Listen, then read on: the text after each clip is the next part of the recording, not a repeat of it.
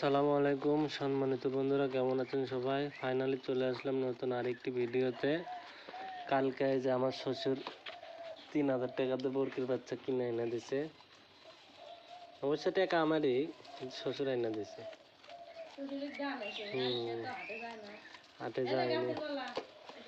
আর ওই যে গাছের কলা পাকছে, সেই কষ্ট যাচ্ছে এখন আমার ঘরে। একবারে দিন আনতে যে এরকম কয় না, নুন আনতে পান্তা ফুরে, ওই রকম হয়েছে। এরকম অবস্থা। চাউল ফুরে গেছিল আজকে সকালে আবার চাউল আনা হয়েছে। কালকে মাঠ থেকে চাউল রান্না হয়েছিল, আজকে আবার চাউল ওই যে আপনার ঘরে ভাবি ডালা তুলে, সে ডালা তোলার টাকা দিয়া চাউল আনছে। কয় কেজি আনছে? 25 কেজি। খাবো না আমি ভাত না।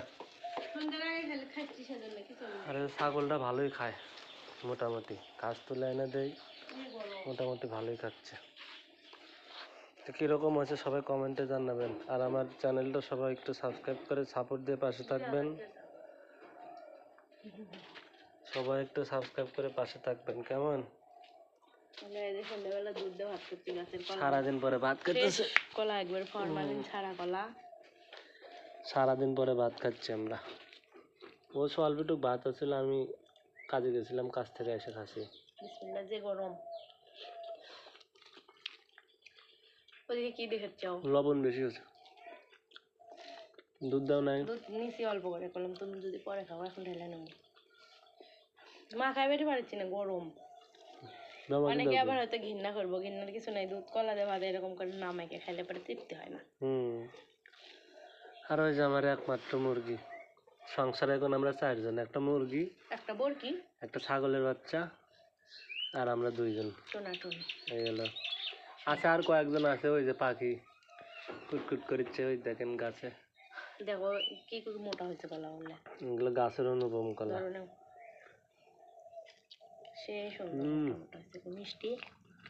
আরো মজবো ফরমালিন খাওয়া, সেই মিষ্টি আরো মজবো, খাওয়াই পেটের মধ্যে মজবো। লাও দুধ আরো আছে না? কলা আছে, মাঝে দাও। লিচি এলা কলা তো সব পাইকে গেছে। আরো যে দেখেন গাছের পেঁপে নিচে জালি দিয়ে রাখছে, উপরে ধরছে। কবে ধরে কই পেঁপের তরকারি রান্ধে না। কয় তরকারি খেলে পেঁপে বলে মিষ্টি লাগে না, এটা কোনো কথা? আপনারা কমেন্টে জানান যে আসলে তরকারি খেলে গাছের পেঁপে মিষ্টি লাগে নাকি। সত্য ঘটনাই। তো বন্ধুরা, ভালো থাকবেন সবাই। এই ছিল আজকের ভিডিও। দেখা হবে এই চ্যানেলের নতুন আরেকটি ভিডিওতে। আল্লাহ হাফেজ। একটা বিড়াল আসছে।